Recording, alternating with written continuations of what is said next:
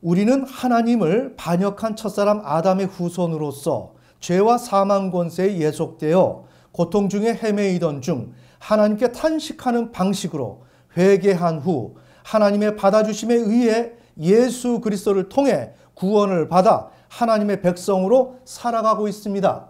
지금 제가 늘 정형화된 문장으로 여러분들한테 말씀드리는 것은, 이것은 여러분이 익히 잘 알고 있어야 되기 때문에 여러분의 마음속에 자동 반사적으로 튀어나올 수 있도록 하기 위해서 이 내용을 반복적으로 말씀드리는 것입니다. 아멘. 아멘. 이렇게 해야만 여러분의 신앙이 견고하게 세워지는 것입니다. 이 교리체계가 없으면 그것은 모래 위에 지은 집이 되고 맙니다.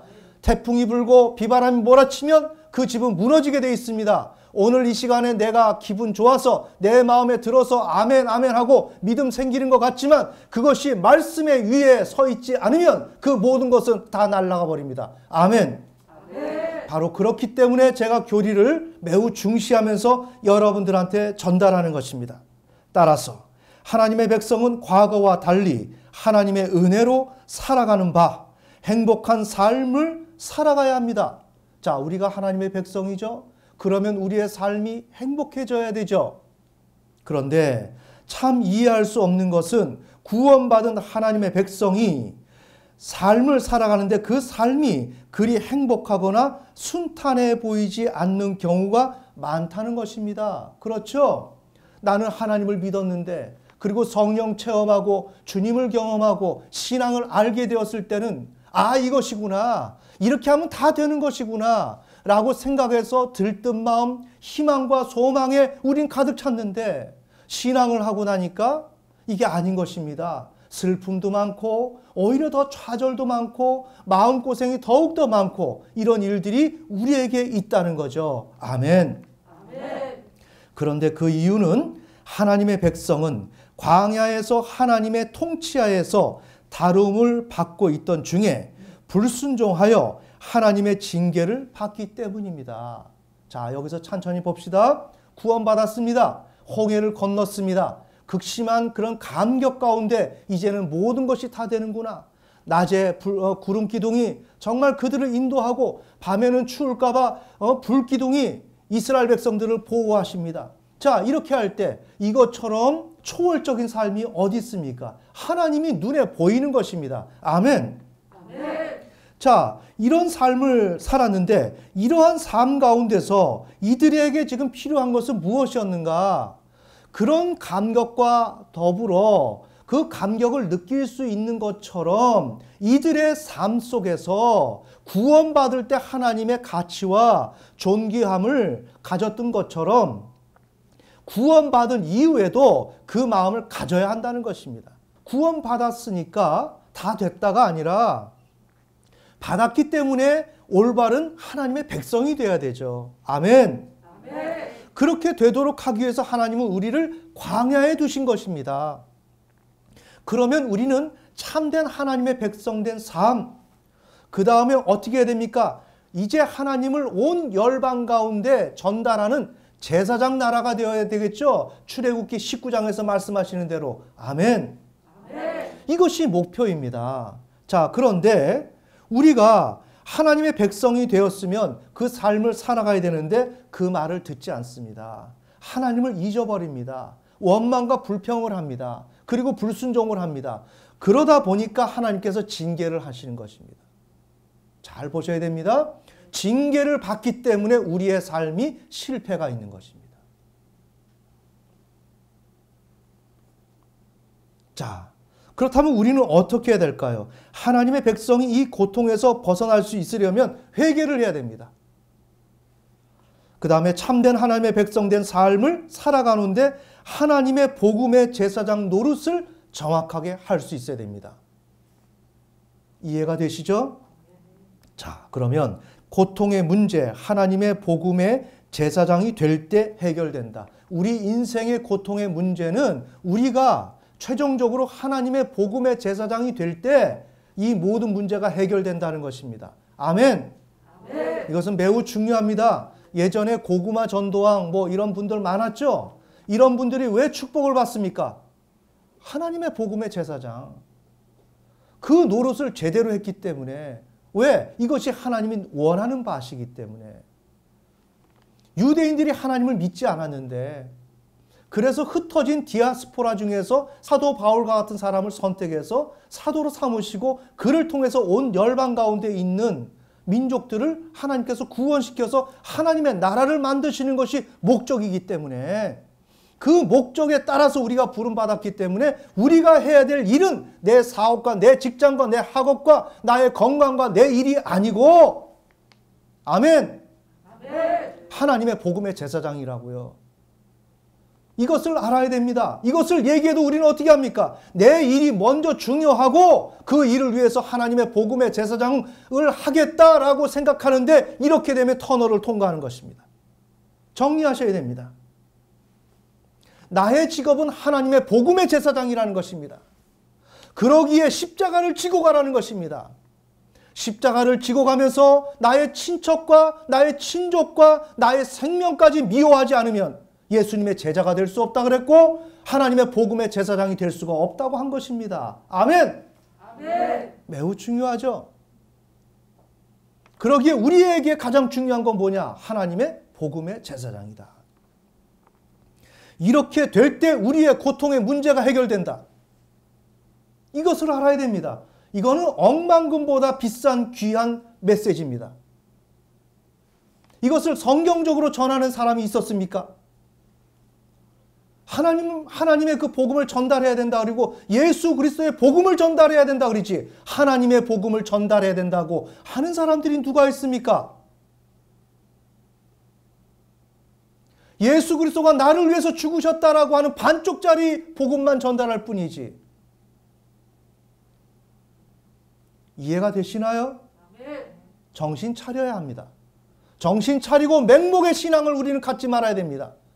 억울하지 않으세요? 바보같이 남들이 시키는 대로, 세뇌시키는 대로 거기에 끌려가게. 지금이 어떤 시대인데. 아르바이트생들도 도도하더라고요. 사람을 폄하하는 게 아니라 예전 같았으면 그렇지 않아요. 서비스 직종에 있었으면 서비스의 태도를 가졌다고요. 하지만 이제는 외국 선진국처럼 나는 나다 하고 나오는 것이 오늘날 우리 대한민국 국민들이라고요. 아멘. 그런데 왜 교회 내에서는 왜 맹목입니까? 왜 진리 가운데는 알려고 하지 않습니까? 그리고 왜 거짓된 것을 가르쳐주고 끌면 왜 거기에 바보처럼 끌려갑니까? 왜 그렇게 인생을 삽니까? 왜 그렇게 신앙을 합니까? 내게 두 눈이 있는데, 나에게 지성이 있는데, 나에게 영성이 있는데, 내게 성령이 임하셨는데. 아멘. 내가 틀린 것 접하면 성령은 불편함을 주시게 되어 있습니다. 그러나 맞는 것을 접근하면 하나님은 기뻐하십니다. 아십니다. 나도 알고요. 그런데 왜 우리가 엉뚱한 길을 걸어갑니까? 자, 오늘 이렇게 자꾸만 반복적으로 설명을 드리는 것은, 여러분이 설교를 듣고 나면 들을 때는 다 아는 것 같지만 듣고 나면 또 잊어버려요. 그래서 또 다시 원상태로 돌아간단 말입니다. 그래서 지금 다시 한번 강조를 하는 것입니다. 아멘. 네, 그러면 본론으로 들어가겠습니다. 하나님으로부터 구원받은 하나님의 백성은 이미 설명드린 내용을 다시 한번 반복합니다. 광야에서 하나님의 통치를 받으며 살아갑니다. 그런데 구원을 받아 신분으로는 하나님의 백성이지만 실제적으로는 하나님의 뜻과는 너무 먼 생각과 태도를 갖고 있는 바, 하나님의 다름은 필수적으로 요구됩니다. 그 결과 하나님의 백성이 하나님의 뜻에 어긋난 길로 가게 되면 하나님은 하나님의 백성에게 돌이킬 것을 명령합니다. 그러나 눈과 귀가 어두운 하나님의 백성은 하나님의 뜻을 알아차리지 못해 결국 하나님의 징계를 받게 됩니다. 매우 중요합니다. 우리 교회만 해도 우리가 조금만 빗나가도 우리의 모습을 보여줍니다. 그리고 내가 알지 못할까 봐 옆에 있는 지체에게 보여줍니다. 이거 회개하라고. 아멘. 자, 이것을 일반 신자들이 이게 가능하겠냐? 그건 쉽지 않습니다. 네? 1년에 한 번이나 하나님의 메시지 한번 받을까? 네? 말까? 하는 그런 정도들입니다. 받으면 뭐합니까? 해석이 안 되는데. 아멘. 자, 그래서 하나님은 우리에게 계속 말씀하시는 거예요. 사랑하는 딸아, 사랑하는 아들아, 나는 너를 사랑한다. 이거 다 거짓말입니다. 지금 그것을 이미 전제한 것입니다. 아멘. 아멘. 지금 하나님의 논지는 그게 아닙니다. 일을 하라는 것입니다. 생명을 바쳐 일을 하라는 것입니다. 그런데 여기서 널 사랑한다. 하나님 나를 사랑한대. 이거는 초등학교, 아니 유치원생들이 하고 있는 얘기예요. 엄마 나 사랑해. 아빠 나 사랑해. 아빠가 나 사랑하는데 좋다 그리고. 이건 아주 유치한 수준인 것입니다. 이것을 한국교회가 이 수준에 한국교회 성도들을 묶어두고 있습니다. 하나님은 오늘 우리에게 권면의 말씀. 깨어라, 일어나라, 뛰어라, 일해라, 참아라, 용서해라, 사랑하라, 극복하라. 하나님은 항상 이런 도전을 주시는 거예요. 아멘. 아멘. 그런데 내가 무슨 잘못을 하는지 알아야지. 그리고 어떤 소리가 들리는 줄 알아야지. 들려야 말을 하지. 왜? 나와 하나님 사이에는 거룩함이 내가 없기 때문에 거리가 있어서 주의 성령이 내 안에서 임재를 밝히지 못하신다는 것입니다. 아멘. 아멘. 성령은 내 안에 계십니다. 떠나지 않습니다. 하지만 하나님은 성령께서는 당신의 얼굴을 드러내지 않습니다. 왜? 우리가 불순종하면, 우리가 거룩한 행위를 하지 않으면, 거룩한 삶을 살아가지 않으면 당신의 자취를 감춰버린다 이것입니다. 아멘. 아멘. 이것이 1년도 좋고 10년도 좋고 몇십 년도 좋고 이렇게 끝까지 가는 것입니다. 매우 중요합니다. 그러다 보니까 하나님의 음성을 듣지 못해서 징계가 내려오는데 징계 받았는지도 모릅니다. 그러면서 경기가 안 좋아가지고 일이 잘 안 된다 그럽니다. 누가 나를 괴롭게 해서 내가 문제가 어렵다고 합니다. 이런 얘기합니다. 그거 아닙니다. 내가 하나님을 신뢰하면 나를 쫓던 자들이 도망간다고요. 아멘. 아멘. 나를 공격하려고 하던 자들이 그들이 도망간다고요. 모든 일들이 해결된다고요. 하다못해 자녀의 문제, 이 문제, 부모가 신앙 똑바로 하게 되면 자녀가 어느새 똑바로 세워져 있다고요. 아멘. 아멘. 제가 다음 주에 그 사례를 또 읽어드리겠습니다. 어느 선교사님의 말씀입니다. 참 나는 어제 그 사례를 들으면서 참 여자 선교사인데 배짱 좋다. 그런데 어떻게 우리가 전하는 복음하고 그렇게 똑같냐? 여러분 확인해 보세요. 앞으로 대한민국의 이 모든 사례들, 앞으로 외국의 사례들을 다 갖다 놓고 우리가 볼 텐데 우리가 전하는 이 복음과 하나도 어긋나는 것이 없습니다. 다 맞아떨어집니다. 아멘. 아멘. 자, 그래서 우리 하나님의 백성은 내가 잘못하는지 그것도 모릅니다. 더 나아가서 내가 무엇을 해야 되는지도 모릅니다. 나는 구원받았다 그러면서 하나님 나를 사랑한다는 이러한 정말 말도 안 되는 소리를 계속적으로 성도들에게 주입시키다 보니까 성도들이 정말 자기를 뭐라고 할까 채찍질하면서 자기에게 가혹하게 하리만큼 자기를 각성시키면서 하나님 앞에 근신하면서 나가야 된다라고 하는 이러한 신앙의 모델이 잘못된 것처럼 느껴진다 이거죠. 아멘. 아멘. 자, 그런데 하나님은 우리에게 이렇게 일을 하신다. 이때 하나님의 백성이 그 고통에서 벗어나는 길은 회개하여 참된 하나님의 백성된 삶을 살아가는 가운데 하나님의 복음의 제사장이 되는 것입니다. 이것이 핵심입니다. 하나님 앞에서 내가 올바른 사람이 되어야 그때부터 축복의 문이 열려지는 것입니다. 아멘. 아멘. 이것을 하지 않고서 어떤 능력으로 뭐가 어떻게 온다. 이거 다 거짓말입니다. 아멘. 아멘. 속으면 안 됩니다. 우리가 하나님 앞에 내가 똑바른 것 해야 됩니다. 그것을 하나님 앞에 검증을 받아야 됩니다. 검증받는 순간이 있습니다. 그것은 가혹하고 혹독합니다. 그것이 몇십 년이 걸릴지 모릅니다. 하지만 그것을 통과해야 됩니다. 우리 하나님은 엄청나게 까다로운 분이십니다. 아멘. 아멘. 자, 이 점을 여러분이 이해하시고 그러면 오늘도 남미 에콰도르에서 선교사로 계시는 선교사님의 사례를 중심으로 이 문제를 다루도록 하겠습니다. 진행은 선교사님의 사례를 4파트로 나눌 텐데 첫째, 타락한 인간은 하나님을 반역하면 하나님의 징계를 받습니다. 그러나 그 사람이 돌이켜 믿어야 하는데 그렇게 믿게 된다 할지라도 하나님께 온전히 돌이키지 못한다면 그는 하나님으로부터 징계를 받을 수밖에 없다는 거죠. 자, 이것은 우리 광야 이스라엘 백성들을 생각하면 되지요. 이집트에서 불순종했습니다. 반역했습니다. 회개했습니다. 구원받았습니다. 구원받고 그냥 놔뒀습니까? 아닙니다. 광야에 두시고 하나님만 바라볼 수 있도록 하면서 철저히 하나님의 말씀에 순종하는 사람으로 하나님을 길러냈습니다. 아멘. 아멘. 그런데 거기서 불순종하면 땅이 갈라지면서 다 죽었습니다. 이렇게 하나님께서는 말씀에 순종하지 않으면 징계를 내리셨습니다. 아멘. 아멘. 자, 이것이 기본적인 패러다임입니다.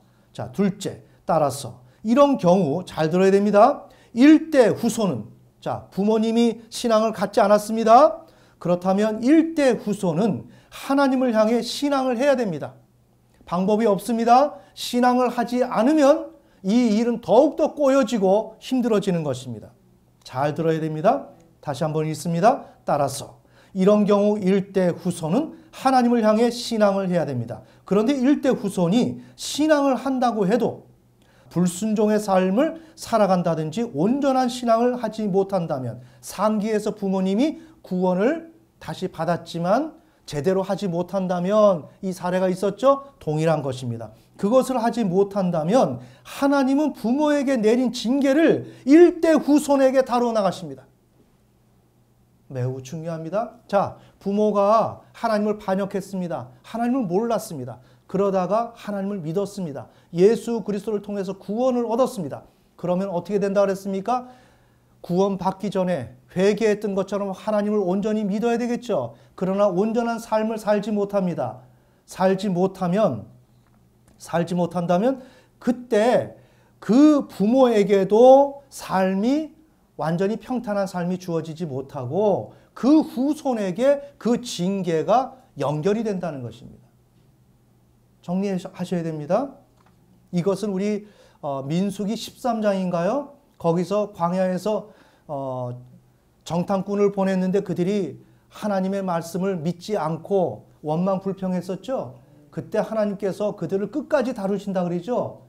자자손손 다루십니다. 자, 이것이 바로 신약 시대에서도 그대로 이루어지는 것입니다. 이것이 오늘 우리 사례에서 잠시 볼 수 있는 것입니다. 그래서 일대 후손이 불순종하거나 온전한 신앙을 하지 못한다면 하나님은 부모에게 내린 징계를 일대 후손에서 다뤄 나가십니다. 그리고 그 징계를 일대 후손이 제대로 못하면 2대 후손까지 내려갑니다. 예를 들어서. 그래서 2대 후손을 향해 적용시킵니다. 셋째. 그런데 2대 후손이 하나님의 백성으로 세워지지 못하면 하나님이 부모를 통해 행해오던 징계를 받게 됩니다. 약속대로 2대 후손이 그대로 신앙생활을 온전히 하지 못하면 1대 후손에게서 전달되어 오던 그 징계가 임하게 된다는 것입니다. 넷째. 그러나 1대 후손과 2대 후손이 온전히 하나님의 백성으로 세워지고 사명, 즉 하나님의 복음의 제사장의 사명을 감당하게 되면 1대 후손에게서 징계가 멈추고 2대 후손에서 회복의 역사가 나타납니다. 매우 중요합니다. 이것이 여러분의 가정을 하나님의 뜻 가운데 바르게 세워나가는 비밀입니다. 그러면 이에 맞추어서 사례를 다뤄보도록 하겠습니다. 첫째, 타락한 인간인 부모가 하나님을 불신앙하면 첫 번째 불신앙, 둘째 하나님의 징계를 받습니다. 그러나 부모는 돌이켜 하나님을 이제 믿어야 되겠죠. 그래서 믿습니다. 그런데 그 부모가 참된 하나님의 백성된 삶과 사명을 온전히 감당하지 못한다면 징계가 내려지게 되는데 이 징계는 1대 후손에게 이어집니다. 아멘. 그 사례가 다음과 같습니다. 자, 부모가 불신앙을 했습니다. 이것은 남미 에콰도르에서 사역하시는 선교사님의 간증입니다. 네. 첫 번째, 불신앙을 합니다. 저희 엄마는 시골 어촌 마을에서 살았습니다. 저희가 살던 어촌 마을에는 무당도 많았습니다. 그래서 저희 엄마는 점 보는 것을 좋아했습니다. 그뿐 아니라 동네에 굿하는 배가 있었기 때문에 굿을 많이 했습니다. 그런데 기억에 남는 것은 저의 초등학교, 중학교 시절에 교회에서 성경책을 받아오게 되면 볕단에 성경책을 숨겨놓았습니다. 그러면 엄마는 제가 성경책을 볕단에 숨겨놓았다는 것을 어떻게 하셨는지 아궁이에 불을 뗄 때 그 볕단에서 성경책을 꺼내어 성경책을 불쏘시개로 쓰셨습니다. 자, 이게 간증 중에 제가 꺼내어서 순서별로 지금 나열하는 것입니다. 부모님이 이러한 불신앙을 했습니다. 이때 하나님의 징계가 어떻게 내려지는가? 이건 실화입니다. 어떤 가정은 사람들이 죽기도 하고 병에 걸리기도 하고 다양합니다. 큰 실패에 임하게 되고 이것을 교회가 알려줘야 합니다. 그런데 교회는 이것을 알려줄 수 있는 기능이 없습니다. 자, 읽겠습니다. 하나님의 징계가입니다. 하나님의 징계가 임합니다. 그런데 이후에 알게 된 사실이지만 저희 엄마는 질병으로 고통을 당하셨는데 다발성 용종증이라는 질병에 걸렸습니다. 다발성이라는 것은 여러 군데에 발병이 되는데 암이 한 군데 발생되는 게 아니라 그냥 전체가 그냥 암으로 도배가 이루어진다는 것입니다. 아멘. 그런데 어린 시절에는 잘 몰랐습니다. 옛날에는 다들 병원에 그렇게 가지 않으셔서 엄마의 병이 치질인 줄 알았습니다. 그 후 그 치질이 고쳐지지 않아서 암이 된 것으로 알았습니다. 그래서 엄마가 병을 앓게 되면 제가 중학교 1학년 때 엄마 병을 간호를 했습니다. 그런데 그때 엄마 몸을 보면 장루를 차고 있었습니다. 그래서 장루라고 하는 것은 장 안쪽에서 외부로 통하게 하는 그 구멍을 뚫어놨다는 것입니다. 자, 그러면 변을 어떻게 본다고요? 외부로. 그 통으로 보는 거예요. 네. 자, 이런 것입니다. 그래서 어머니가 지금 장루를 차고 있는 것입니다. 그래서 통증이 심하면 저한테 안티프라민을 발라달라고 하셨습니다. 그래서 그것을 환부에 발라주면 암덩어리들이 모두 피부 바깥으로 다 뚫고 나왔습니다. 요즘 원숭이 두창처럼 그렇게 생각하시면 됩니다. 그거보다 더 조밀하게 그냥 암덩어리들이 그냥 피부로 그냥 다 튀어나오는 것입니다. 저는 그런 현상을 엄마 병간호하면서 익히 보았습니다. 엄마의 살은 시커멓게 죽어가고 있었으며 그 피부에 암덩어리들이 바깥으로 다 나와서 엄마는 그 힘든 시간을 겪고 있었습니다. 자, 이렇게 이제 질병을 앓게 되다 보니까 하나님을 향해서 이제 회개를 하고 돌이켜서 믿음을 갖게 됩니다. 자, 그런데 참된 하나님의 백성의 삶을 살지 못합니다. 더 나아가서 하나님의 복음의 제사장 노릇은 더욱더 못하겠죠. 자, 이런 스토리를 봐야 됩니다. 우리가 예수 그리스도를 영접합니다. 하지만 여기에서 우리가 잘 들여다봐야 되는 거예요. 여기에서 구원받았기 때문에 끝났다가 아니라 하나님이 우리를 다루시는 게 있다고요. 하나님의 백성으로서 이른바 성화의 과정을 우리에게 적용시키면서 다루어 나가십니다. 이것을 하지 못하면 그때부터 혹독한 시련이 오게 되어 있습니다. 그러한 실패가 우리에게 오는 것입니다. 아멘. 아멘. 지금 여러분 이해가 되시죠? 자, 그래서 이제 예수 믿고 구원 받습니다. 그런데 어머니는 예수를 영접하셨고 짧은 기간 동안 신앙생활을 하다가 돌아가셨습니다. 이게 중요하죠. 짧은 시간 동안 신앙생활을 했으면 이분이 어떻게 했어요? 부끄러운 구원을 받았다는 거죠. 어떤 자기의 삶에서 하나님의 백성된 삶을 만들어간 일이 있었겠습니까? 짧은 시간인데 그걸 어떻게 할 수 있겠어요? 불가능하죠. 하나님의 복음의 제사장? 그건 더더욱이 할 수가 없는 거죠. 자, 그러면 이 가정에는 징계가 내려지겠죠. 하나님은 그 생명을 더 이상 허락하지 아니하고 그냥 데려가신 것입니다. 그러면 그는 부끄러운 구원을 이른바 하나님은 그에게 부끄러운 구원을 주시겠다라고 하시고 데려가신 거예요. 그러면 데려가서 그분이 어머니가 없다라고 해서 문제가 끝나는 게 아니라 그 어머니가 해야 될 노릇을 못했기 때문에 이것이 자녀대에 이제 인수인계가 된다는 것입니다. 아멘. 아멘. 우리 자녀들이 문제가 풀려지지 않는 것은 오해하지 마세요. 제가 부모님들 공격하는 게 아닙니다. 부모가 참된 신앙을 못하기 때문에 자녀가 안 풀리는 것입니다.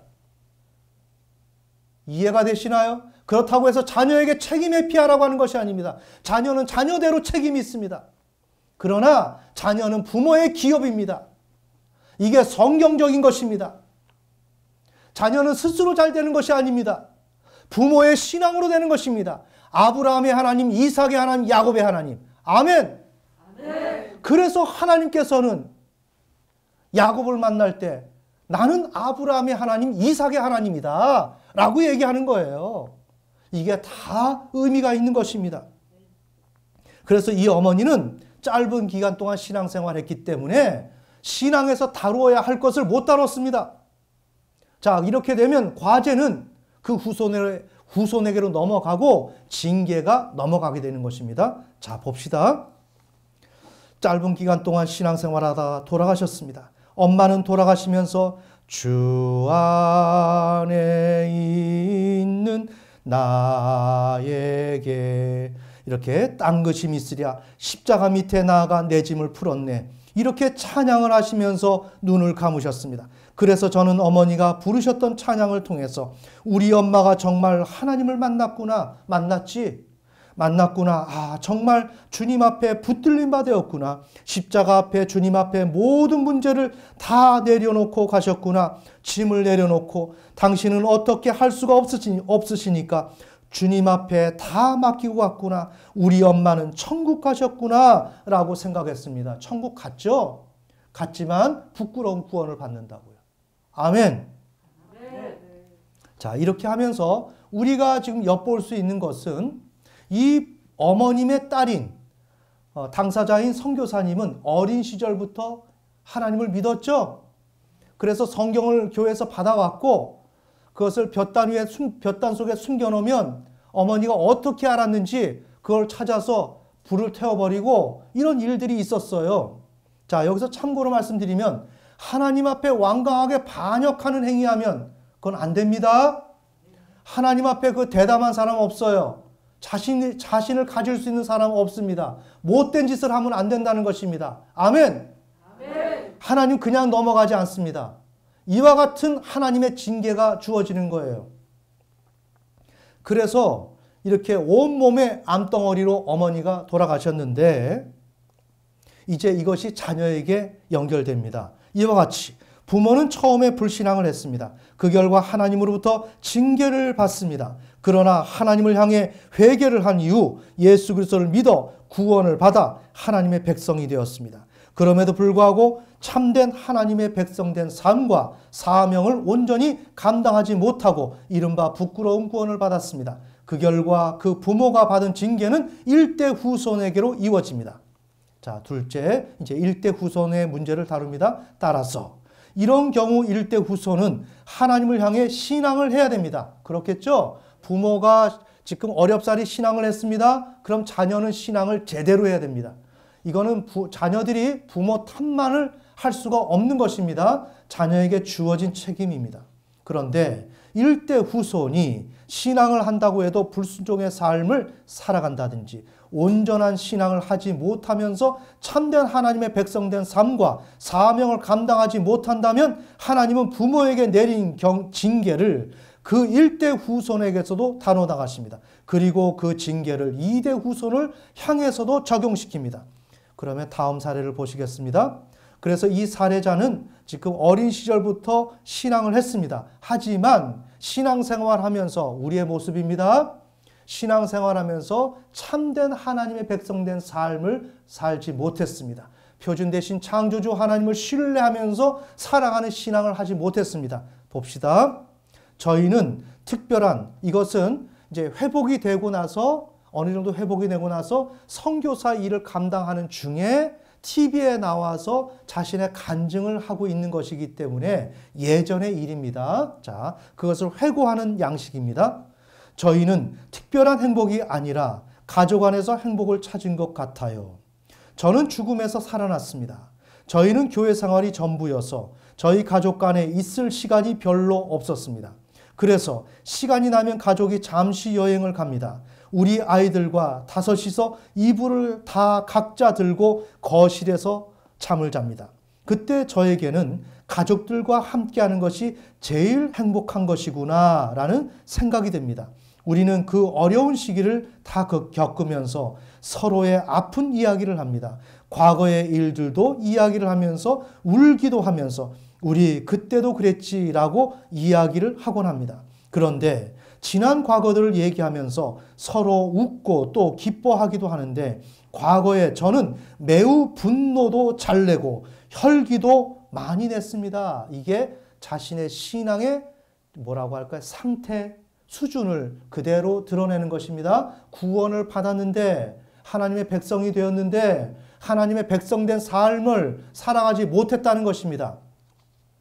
그래서 저희 남편은 늘 나는 당신처럼 예수 믿으라고 한다면 난 예수 안 믿어 라고 남편이 그렇게 늘 이런 얘기를 했다고 합니다. 그러니 어떻겠습니까?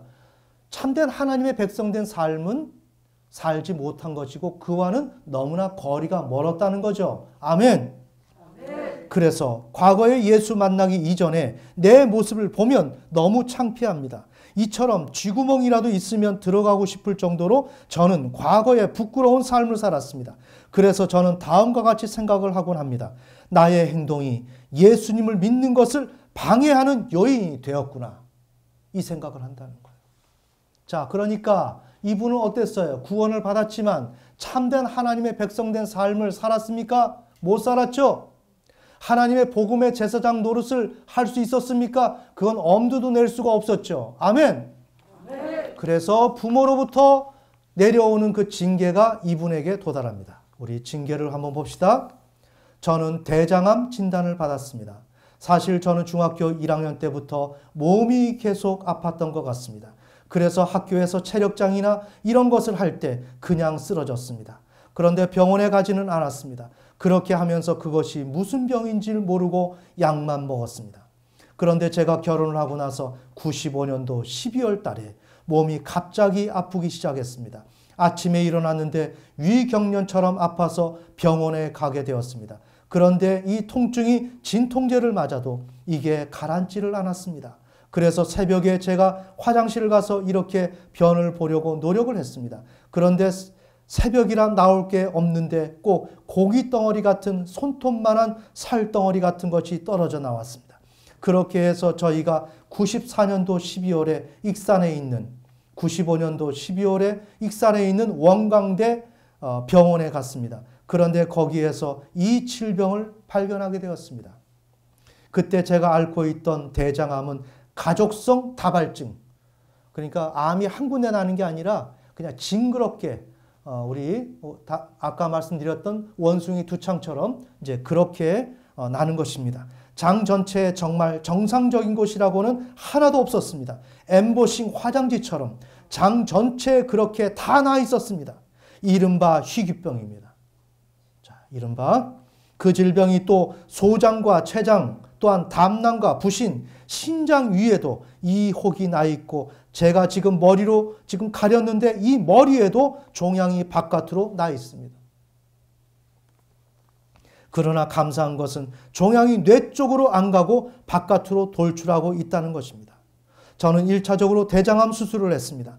그 당시에는 제 나이 27살이었습니다. 그런데 의사 선생님이 제 옆구리에 장루를 차야 된다고 하셨습니다. 어머니가 찾던 것처럼 동일하게 이 딸도 차게 됩니다. 저는 그만큼 감당할 수가 없었습니다. 그렇게 하면서 매주 30개에서 40개씩 용정들을 떼어냈습니다. 그런데 그렇게 장 전체를 절제를 하고 났는데 약 7개월 후에 다시 재발을 했습니다. 그래서 소장 일부까지 이제는 다 절제를 했습니다. 그런데 위에도 약 40개 정도 가슴과 목 그리고 여러 군데에 나 있습니다. 그러니까 온몸에 지금 암덩어리로 나 있다는 거예요. 우리는 이것을 보면서 무엇을 봐야 돼요? 하나님의 분노. 하나님은 살아계십니다. 우리의 신앙은 다시 말씀드립니다. 하나님 나를 사랑하십니다 하는 그런 구호를 외칠 만큼 낭만적이지 않습니다. 그건 가짜입니다. 하나님 사랑하십니다. 사랑하기에 우린 책임을 다해야 된다고요. 아멘. 아멘. 만약에 그 책임을 못할 때는 하나님의 공의의 심판이 우리에게 오는 거예요. 그래서 우리의 삶이 어려운 것입니다. 그런데 우리의 삶이 잘 되려고 하면 우리가 회개를 하고 참된 하나님의 백성의 삶을 살아가야 됩니다. 그러면 우리의 삶이 행복해집니다. 간단합니다. 그런데 이것을 누가 알려주는 이가 없습니다. 이렇게 매우 쉬운 이야기인데 이해가 되십니까? 이제 직장 10cm를 남겨놓았습니다. 그런데 그 10cm에서 지금 한 29년을 계속 떼어내고 있습니다. 참 힘듭니다. 저는 응급실을 다니고 있습니다. 저는 선교지 에콰도르에서 응급실에 가면 마약성 진통제를 맞습니다. 왜냐하면 그래야만 통증이 가라앉기 때문입니다. 네, 그 다음에 이런 질병을 통해서 심판을 받는 게 있고 삶에서 낭패를 보는 것, 그런 심판을 봅니다. 그 당시에 저희 아이들은 7살, 6살, 4살이었습니다. 지금 어머니는 이런데 아이들은 7살, 6살, 4살이에요. 자, 생각을 해보세요. 그런데 이 아이들을 한 집에서 키울 수가 없었습니다. 제가 치료를 받아야 되었던 관계로 아이들을 이 집 저 집 친척집에 보낼 수밖에 없었습니다. 그래서 우리 아이들을 각자 다른 집에 보내어 살게 했습니다. 그런데 우리 큰아이가 어느 날 병문안 올 때 찾아와서 엄마 그냥 우리끼리 살게 좀 해주세요. 제가 동생들을 좀 돌볼게요. 몇 살짜리가? 7살짜리가. 그래서 아이들을 다 모았습니다. 집에다 데려다 놓았습니다. 그리고 자기들끼리 셋이 살았습니다. 7살, 6살, 4살짜리가. 그런데 하루는 외출을 나갔습니다. 저녁밥을 먹을 때가 되어서 다시 문을 열고 들어왔는데 우리 아이들은 엄마 아빠가 오랜만에 왔다고 너무 좋아했습니다. 그런데 아이들 셋이 방바닥 싱크대 앞에서 계란 후라이를 해서 밥을 먹고 있었습니다. 셋이서. 저는 그 모습을 보는데 아무런 말도 할 수가 없었습니다. 그냥 아이들을 안고 울 수밖에 없었습니다. 그리고 저는 왜 그랬는지 모르지만 어리석은 소리를 했습니다. 지금 7살짜리 첫째 아이에게, 첫째 딸에게 지금 이런 이야기를 하는 것입니다. 엄마가 이제 죽으면 네가 엄마처럼 아빠도 돌보고 동생도 돌보고 엄마처럼 좀 대해줘라. 이렇게 8살짜리, 7살짜리에게 그렇게 얘기를 하고 그 다음에 끌어안고 그렇게 울었다고 합니다. 자, 이건 뭐예요? 하나님의 심판을 받게 되면 우리의 삶에 낭패가 찾아옵니다. 아멘. 지금 저는 하나님의 세계를, 신앙의 세계를 잘 설명해 드리는 것입니다. 이게 진실한 것입니다. 미혹되지 마십시오. 아멘. 무슨 어떤 거대한 교회에서 찬양 집회를 하면서 뭐가 이루어지는 것 같죠? 그렇지 않습니다. 하나님은 동일한 하나님이십니다. 너희가 그렇게 한다 할지라도 너희 삶은 어떠냐고 삶으로 들어가시는 것입니다. 이게 신앙입니다. 아멘. 그러기에 예배 시간에 뭘 어떻게 해서 승부를 내보려고 하고 거기서 뭐 문제를 해결해 보려고 하는 얄팍한 생각을 하면 안 돼요. 예배 시간에 해결을 받는 사람도 그 사람은 삶에서 충성하는 사람이에요. 아멘. 아멘. 여러분이 잘 생각하셔야 됩니다. 자, 이제 세 번째 내용으로 넘어가면 이렇게 됐을 때 2대 후손이 하나님의 백성으로 세워지지 못한다면, 자, 1대 후손은 지금 암으로 지금 부모님이 징계를 받았던 것을 그대로 이어받아서 지금 징계를 받고 있죠. 그럼 2대 후손은 참된 하나님을 향한 신앙을 가지고서 신앙생활을 올바로 해야 됩니다. 그런데 그렇게 하지 못한다면 1대 후손에게서 경험되었던 그 병이 그대로 전가가 됩니다. 참고로 말씀드리는 것은 이것은 하나의 사례입니다. 아멘. 이와 같이 우리의 신앙은 나만으로 끝나는 게 아니라는 것을 지금 강조하고 있는 것입니다. 우리의 신앙과 우리의 삶은 이른바 유기체적이라는 것입니다. 유기체적. 우리가 유기체적이죠. 주님은 우리의 머리, 주님은 머리고 우리는 주님의 몸이죠. 유기체죠. 마찬가지로 우리의 육신적인 삶을 살아가는 신앙 공동체, 교회 자체도 유기체라는 것입니다. 부모와 자녀도 유기체라는 것입니다. 아멘. 아멘. 자, 이렇게 신앙을 똑바로 하지 못하면 징계가 옵니다. 자, 그 내용을 봅시다. 이 병이 유전으로서 자녀들한테까지 이어지고 있었습니다. 에콰도르 선교사의 그 자녀 7살짜리 딸, 그 딸에게 이 암이 전달된 것입니다. 저희 큰아이가 이 병이 있습니다. 제가 이 병을 발견했을 때 의사 선생님이 자녀들이 100% 있다고 말씀하셨습니다. 그래서 그 아이가 고등학교 졸업한 후 검사를 했는데 다른 아이들은 다 괜찮은데 우리 큰아이가 이 질병이 있었습니다. 저는 그 검사 결과를 듣고 그 결과를 감당할 수가 없었습니다. 저는 있는 힘을 다해서 이 질병하고 싸워오고 있는데 그런데 우리 아이가 또 이것을 감당해야 한다고 하니까 저로서는 도저히 감당할 수가 없었습니다. 그 후에 저는 제 아이 얼굴을 쳐다볼 수가 없었습니다. 슬펐습니다. 그 아이의 눈을 볼 수가 없었습니다. 제가 죄인이었습니다. 그래서 저희 딸을 6개월에 한 번씩 검사를 했었습니다. 검사를 하는데 의사 선생님이 우리 아이를 결혼시키지 말라고 하셨습니다. 또 아이를 낳으면 유전되기 때문입니다. 그래서 이것을 우리 아이한테 말을 할 수가 없어서 제가 교회에 가서 하나님 앞에 통곡을 했습니다. 자, 그래서 지금 딸아이에게 이 병이 그대로 전달이 된 것입니다. 자, 네 번째. 그러나 1대 후손과 2대 후손이 온전히 하나님의 백성으로 세워지고 사명, 즉 하나님의 복음의 제사장의 사명을 잘 감당하게 되면 1대 후손에게서 징계가 멈추고 2대 후손에서 회복의 역사가 나타납니다. 아멘. 자, 우리 그 내용을 봅시다. 이렇게 되면서 1대 후손이 신앙을 회복했어요. 이제 자녀에게 이 병이 가고 나니까 정신이 차려진 것입니다. 야, 이거는 속된 말로 장난이 아니구나. 이거 도저히 안 되겠구나. 하나님에게 돌이킨 거죠. 그러면서 마음속에서 이제는 복음 전파에 대한 그러한 마음까지 가지고 있었던 것으로 보입니다. 자, 그러던 중에 딸을 먼저 캄보디아로 선교 여행을 보냅니다. 자, 이런 마음이 있었기 때문에 딸을 캄보디아로 선교 여행을 보냅니다. 자, 그 내용을 보겠습니다. 저는 우리 딸을 보내놓고 철야를 했습니다. 자, 이제 제대로 돌아가고 있죠? 네. 이게 참된 하나님의 백성된 삶이라는 거예요. 나의 삶을 위해서 전전긍긍하는 게 아니라 생명 다해서 목숨 다해서 내가 죽더라도 내가 어떻게 하나님의 복음을 전파할까? 그 전에 하나님을 향한 투철한 신앙심, 이것이 세워지고 행위 똑바로 고쳐지고 그러면서 하나님의 복음의 제사장에 대한 인식을 제대로 갖추고 있을 때 이게 참된 신자의 모습이라는 거예요. 이사야 66장 18절에서 21절 사이의 말씀처럼.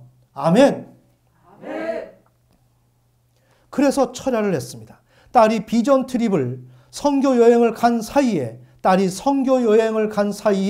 저는 비몽사몽간에 잠깐 잠든 사이인데 누가 말을 해주었습니다. 저기 수영장에 빨래가 있는데 그 빨래는 이불이었습니다. 빨래인 이불이 걸려 있는데 거기에 너희 외가로부터 내려오는 질병이 숨어 있다는 것이었습니다. 이불 속에 질병이 숨어 있다는 것이었습니다. 그런데 제가 그 수영장을 지나서 빨래인 이불을 덜쳐보니까 뱀이 있었습니다. 독사가. 제 손에는 아무것도 없었습니다.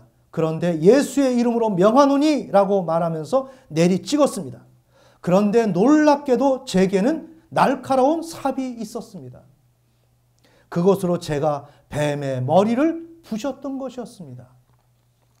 그리고 나서 저는 그렇게 생각했습니다. 이제 끝이 났구나. 이제 우리 외가로부터 우리 부모로부터 왔던 질병은 끝이 났구나. 보이는 것 우리 몸에 남아있는 이것은 다 현상의 뿐이구나. 자, 이렇게 환상 가운데 하나님의 응답을 받은 거예요. 지금 딸은 어디 갔다고요? 선교여행. 하나님의 행보가 보입니까? 그냥 사도 바울만 복음 전파하는 것이 아닙니다. 아멘. 신약 시대의 성도가 해야 될 일은 복음 전파입니다. 이것이 우리가 해야 될 일입니다. 이것을 성경을 통해서 하나님 말씀하고 있습니다. 그런데 우리의 마음속에는 내 직업이 중심에 자리 잡고 있습니다. 내 생명이 중심에 자리 잡고 있습니다. 이건 다 썩어 빠진 것이고 하나님은 그런 우리를 사용하지 못합니다. 아멘. 아멘. 진리를 알아야 돼요. 자, 이런 진리를 누가 가르쳐 줬습니까? 누가 가르쳐 줬습니까? 하나님이 지금 이 시간에 여러분들한테 가르쳐 주고 있는 것입니다. 아멘. 아멘.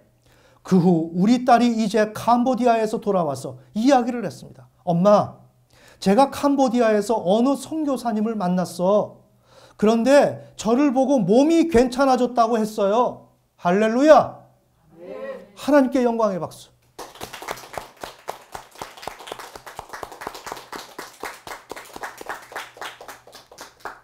그래서 우리 딸이 몸이 가벼워졌습니다. 그 후에 정밀 검사를 받아봤는데 종양이 싹 사라졌습니다. 자, 그러면서 이어집니다. 하나님은 살아계십니다. 딸은 이제 회복이 됐고 하나님께서 이 선교에 관한 비전을 주셨습니다.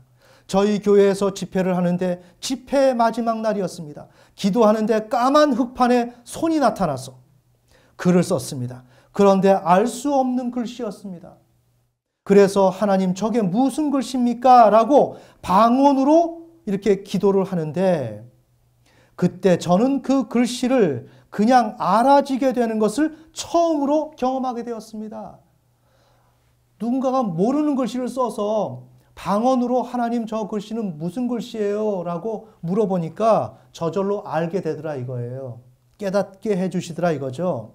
그렇게 한 결과 어떻게 됐는가? 손이 다시 나타나서 글을 바꾸는데 선교사라는 글씨를 썼습니다. 지금 일대 후손에게, 제 딸의 엄마에게, 딸은 지금 고쳐졌습니다. 네. 그런데 이 일대 후손 에콰도르에서 선교사로 지금 일하고 있는 그 선교사님 선교사로 떠나기 전에 하나님이 선교사로 가라고 선교사 이렇게 딱 짚어준 거예요. 자, 이거는 이분만 선교로 가라고 하는 게 아닙니다. 오늘 우리의 선교는 우리의 선교지는 가정입니다. 아멘. 우리의 선교지는 이웃입니다. 우리의 선교지는 저기에 붙어 있는 온 열방입니다. 아멘. 하나님이 지금 그것을 명령하신 것입니다. 그런데 막상 선교사라는 소리를 들으니 견딜 수가 없었습니다. 박상원 선교사님하고 동일하죠?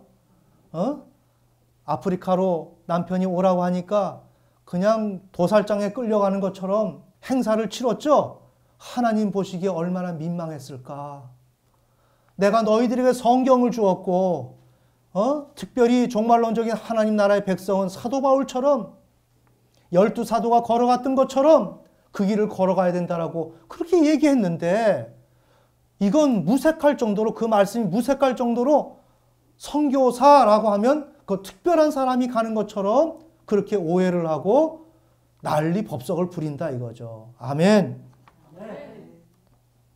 그래서 다음과 같이 말했습니다. 하나님, 제가 언제 선교사 한다고 했습니까? 똑같죠? 박상원 선교사님하고 제가 과거에 간증을 한다고 했지. 저 살려주면 저와 같은 사람이 얼마나 많은지 저 같은 사람들한테 제가 하나님이 행하신 일들을 말한다고 했을 뿐 제가 선교사 한다고 말을 안 했는데 그런데 하나님은 왜 저에게 지금 선교사를 하라고 하는 것입니까? 그렇게 물으니까 하나님이 다음과 같이 말씀하셨습니다. 10년 전에 너가 나에게 너를 살려주면 너를 드리겠다고 고백하지 않았냐? 이거 굉장히 복음적인 것입니다. 그러면 들어진 삶은 주인이 마음대로 쓰는 게 맞지 않냐? 이 내용을 얘기한 거예요. 이게 죄값이라는 것입니다. 참고로 말씀드립니다. 자, 출애굽을 할 때 이집트의 장자들 다 죽었죠? 그러나 이스라엘 백성들은 살았죠? 그러면 장자는 누구 거예요? 하나님 것이죠? 그 장자의 대리적 역할하는 게 레위인입니다. 레위인. 레위 지파에서 제사장이 나오죠. 아멘. 그러니 뭐예요? 죄값이죠. 우리가 복음을 전파하는 거, 사명 감당하는 것은 내가 의로운 행동하는 게 아니라 내가 갚아야 될 빚을 갚는 행위입니다. 누구에게? 하나님에게. 이거 정리해야 돼요. 그래서 우리 사모님에게 하나님께서 부르셨을 때 동쪽을 보라 서쪽을 보라 하늘에서 수많은 사람들이 구름 위에 떠 있는데 밑에 구멍이 나 있더라 이거예요. 연탄 구멍처럼. 그래서 박수를 쫙 하고 치니까 어떤 사람은 그 구멍 속으로 싹싹 들어가더라 이거예요. 무섭습니다. 그런데 사모님은 안 들어갔어요. 근데 목에 보니까 노뱀이 걸려 있더라 이거예요. 노뱀이. 그래서 그것을 벗어내려고 몸부림쳐도 벗어낼 수가 없더라 이거예요. 그러면서 들려오는 음성이 그것은 너의 죄값이다. 이렇게 울려 퍼지더라 이거예요. 그게 뭐냐? 장자는 하나님의 것이다. 구원받은 하나님의 백성에. 아멘. 그런데 그 장자를 이제는 레위 지파를 통해서 장자의 그 문제를 레위 지파를 통해서 하나님이 연락하신다는 거예요. 아멘. 네.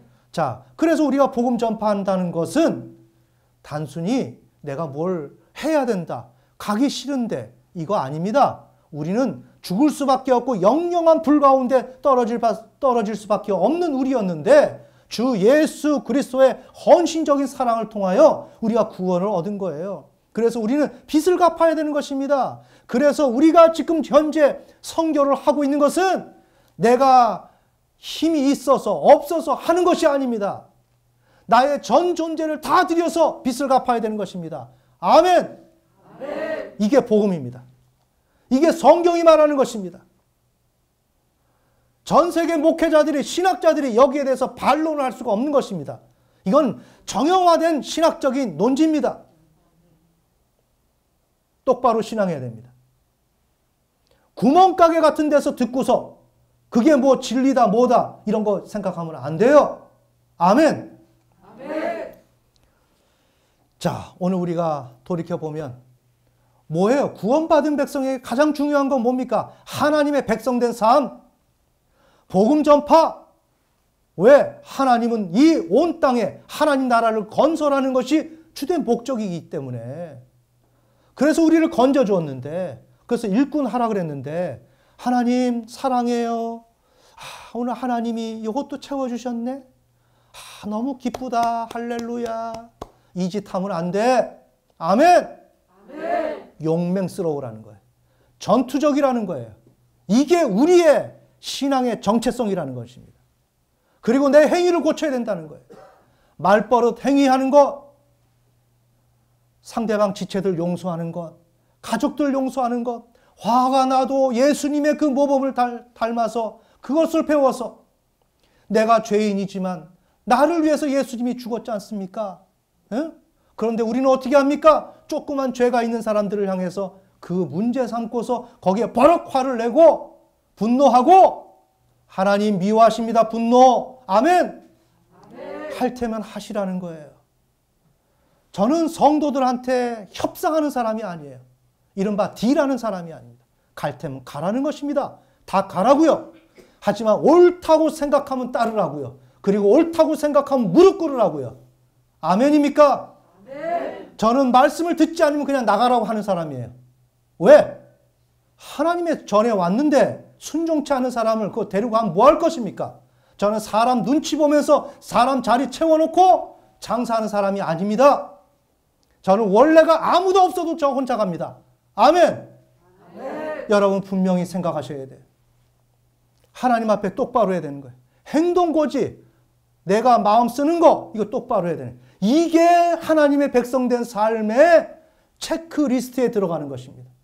내 마음대로 살면 안 돼요. 절제해야 돼요.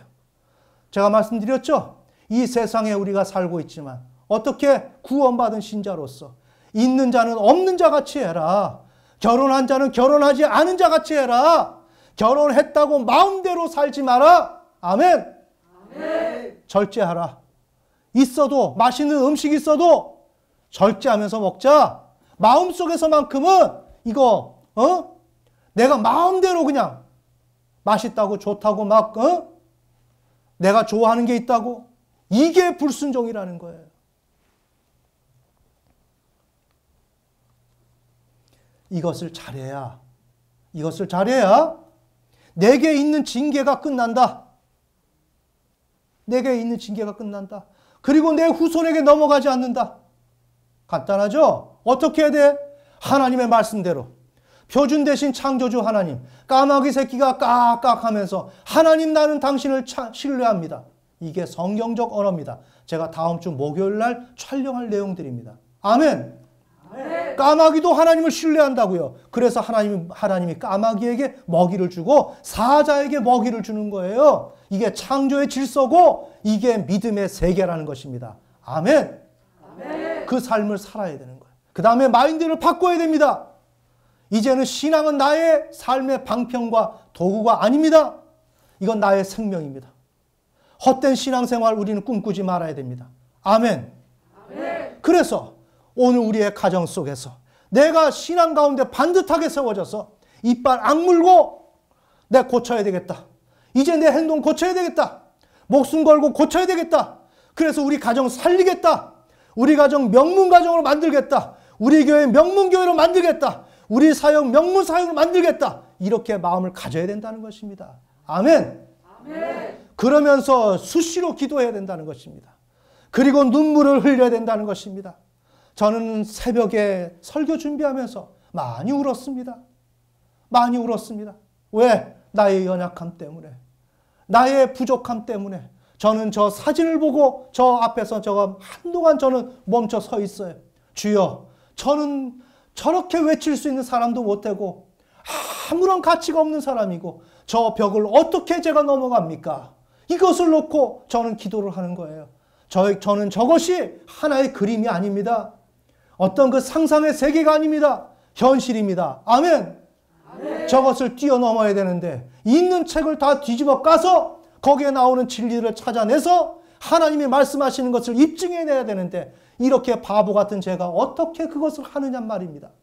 이러한 문제를 놓고 저는 고민을 하고 하나님 앞에서 우는 거예요. 이게 여러분 가운데 있어야 한다는 것입니다. 아멘. 오늘 우리가 하고 있는 이 사역을 놓고 울어야 한다는 것입니다. 근데 울 수 있는 동기가 내 마음속에 있어야 울 수가 있지. 내 마음속에 헛된 세상만 차지하고 있고, 아멘. 그건 가짜 신자라고. 저는 여러분들을 하나님의 나라로 인도하는 인도자라고요. 여러분들을 여기서 몇 명을 하나님 나라로 인도할 것인지 저도 몰라. 아멘입니까? 그냥 교회 다닌다고 하나님 나라 가는 게 아닙니다. 저는 하나님 나라의 복음을 온전히 전달하고 여러분의 삶 속에서 그것이 제대로 이루어졌을 때 우리가 생명 다해서 주님 앞에 섰을 때 아, 너 왔구나. 너 왔구나. 누구 안 보이네? 그때 확인할 수가 있겠죠. 지금 제가 그 일을 하고 있는 것입니다. 그것을 입증해 주는 것이 사도 바울이 복음을 전파할 때 내가 성령의 권능으로 표적을 나타내었는데 너가 복음 전파를 잘할 수 있도록 하기 위해서 성령으로 역사로 표적을 나타내었다. 아멘. 그렇게 했던 것처럼 하나님께서 오늘 이 시간에 우리와 함께 하시면서 그렇게 말씀하고 있습니다. 그런데 그 하나님을 믿지 못하면 안 된다는 거죠. 우리가 하나님을 부인할래야 부인할 수가 없어요. 왜? 나 혼자에게만 말씀을 주신 것이 아니라 나의 비밀한 것들을 내 지체들에게 말씀하시고 나의 잘하는 것들을 지체들에게 말씀하시고 하나님은 그냥 오픈해서 우리에게 말씀하시기 때문에 하나님은 지금 이 자리에 계신다고요. 아멘. 아멘. 얼마나 감사해요. 하나님이 동네 아저씨입니까? 우리가 부르는 대로 오십니까? 천만의 말씀이요. 천만의 말씀. 하나님이 이렇게 오시는 경우가 없습니다. 우리의 간증 조정훈 형제가 워드를 치고 있는데 놀랬다는 것 아닙니까? 세상 천지에 이런 간증이 어디 있냐 이거예요. 사모님하고 제가 녹음을 하고 있는 거예요. 그걸 워드를 치고 있는 거예요. 그래서 이것은 필히 작품으로 영상을 만들어야 된다는 것입니다. 하나님이 지금 이렇게 역사하시는 거예요. 그런데 교만해서 하나님이 정말 피리를 불고 잔치집처럼 하나님께서 무언가 신호를 보내도 예수 그리스도가 오셨을 때 그랬죠. 춤을 춰도 피리를 불어도 요동치 않는다는 거예요. 개의치 않는다는 것입니다. 니네들 하냐? 이게 우리들 마음속에 있다는 것입니다. 아멘. 아멘. 왜? 내 속에 세상 것이 차지해 있으니까. 왜 세상 것이 있어요? 진리가 없으니까. 그럼 진리를 어디서 배웠는데? 동네 교회에서 배웠으니까. 아멘. 아멘. 그 썩어 빠진 그 신앙을 배웠기 때문에 그것이 신앙인 줄 알고 확신하면서 어리석은 신앙생활 하는 거예요. 그런데 신앙생활 그게 아니라고. 전도의 사명이 있는 자만이 하는 게 아니라 내 생명 다 털어놓고 목숨 걸고 죽기까지 하나님의 일을 하다가 우린 주님에게 가야 하는 것이 우리의 인생의 운명이라는 거예요. 아멘. 아멘. 그렇게 할 때 우리는 기대하지 않았지만 왠지 모르게 이유도 없이 글씨 하나도 모르는 애가 인류대학 들어가 버리고. 이해가 되십니까? 대학교는 하나님이 집어넣는 것입니다. 아멘. 아멘. 자녀들 문제 하나님이 하는 것입니다. 이거 정신 똑바로 차려야 돼요. 우리 자녀들 신앙 호락호락하게 생각하면 안 돼요. 여러분들, 제가 학생 때 데모한 적이 있어요. 데모를 해서 어느 날 우리 오늘 수업 거부하자. 제가 과 대표를 하는데 수업 거부하자. 그래, 수업 거부? 좋다. 다 동의하냐? 동의한대. 근데 물리화학 시간인가 물리 교수가 딱 들어왔어요. 얘기하자마자 시험지를 들고 딱 교수가 들어왔네. 딱 교수가 들어오니까 교수 눈치 보는 거야. 그래서 딱 일어나서 야, 가자. 한 명도 안 일어나. 한 명도. 그래서 학생 전체가 데모를 할 때 강단 앞에 나가가지고 제가 소리쳤어요. 그랬더니 교수가 come here 그랬더니 오라고 그러더니 운동권 학생으로 저를 지목을 했어요. 근데 어떤 교수는 저보고 용감하다고 A+를 주더라고요. 제가 무슨 얘기를 하느냐. 비겁하다 이거예요, 우리들은. 우리들은 비겁하다고. 어떤 문제 앞에서 딱 마주치고 1대1로 문제를 부딪히면 다 숨어. 다 숨는다. 우리 학생 여러분, 하나님 앞에서 내가 청년이라고, 청년들이 뭔가 내가 반항심 있고 어떤 이런 것이 있다고 어줍지 않은 행동하지 말라고. 하나님 앞에서 그러다 큰 코 닥친다고. 아멘. 아멘. 우리 교회는 겸손해야 돼. 저나 여러분이나 모두가 하나님 무서운 줄 알아야 돼. 그래서 하나님 말씀 앞에서 예배 때 특히 올바른 자세하고 똑바른 자세하고 무서움을 느끼면서 그렇게 해야지. 그렇게 하지 않으면 다 지켜보고 계시는 거예요. 그러다 이와 같은 질병을 주는 것이 이건 뭐라고 할 드문 현상이 아닙니다. 네, 매우 일반적인 것입니다. 다양하게 지금 하나님이 하고 있는데 교회가 쉬쉬하고 있고 무지하기 때문에 목자들이 그냥 다 감추고 있는 것입니다. 그런데 여기에서 지금 진리를 말씀드리는 거예요. 그럼 우리는 어떻게 해야 돼요? 알았으니까 똑바로 해야 되겠죠? 우리는 하나님 앞에 대들 만큼 용기 있는 자 없어요. 조금만 아프게 하면 그냥 깨갱해요. 아무 소리 못합니다. 나 살려주세요. 그래요. 그럴 사람들이 뭘 자신 있다고 용기 있다고 대드냐고. 똑바로 해야지. 하나님 앞에 엎드리라고. 머리 땅에 엎드리라고. 하나님 나 도와주세요. 하라고요. 그렇게 하면 하나님께서 받아주시면 여러분의 삶에 희망이 있을 수 있어요. 이게 우리 피조물의 인간의 삶입니다. 아멘. 아멘. 다 같이 기도드리겠습니다.